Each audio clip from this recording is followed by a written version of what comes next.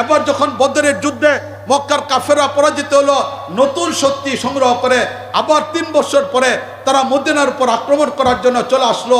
যারই পরিপ্রেক্ষিতে উহুদের যুদ্ধ সংগঠিত হলো। উহুদের যুদ্ধের ময়দানেও বিজয় অর্জন করতে পারলো না। এই অবস্থা আবার তারা সেখান থেকে চলে গেল। যাওয়ার পরে হিজরতের 5 বছর পরে এবার 30,000 সৈন্যবাহিনী নিয়ে তারা মদিনা মুনাফফরা আক্রমণের জন্য চলে আসলো। যার পরিপ্রেক্ষিতে সেই খন্দকের যুদ্ধ সংগঠিত হয়। একের পর এক এতদিন পর্যন্ত মুসলিম উম্মাহ প্রতিরোধ করে যাওয়ার চেষ্টা করেছে। ইসলামী সদ্য জন্ম নেওয়া সেই ছোট্ট 6 বছরের রাষ্ট্র, 5 বছরের রাষ্ট্র, তারা আক্রমণের জন্য যায় নাই, প্রতিরোধ করার চেষ্টা করছে, আক্রমণের জন্য যায় নাই। বদরের যুদ্ধ ছিল প্রতিরোধমূলক যুদ্ধ, উহুদের যুদ্ধ ছিল প্রতিরোধমূলক যুদ্ধ, খন্দকের যুদ্ধ ছিল প্রতিরোধমূলক যুদ্ধ। শুধুমাত্র প্রতিরোধ করে গেল। এই প্রতিরোধ করতে করতে 5টা বছর চলে গেল।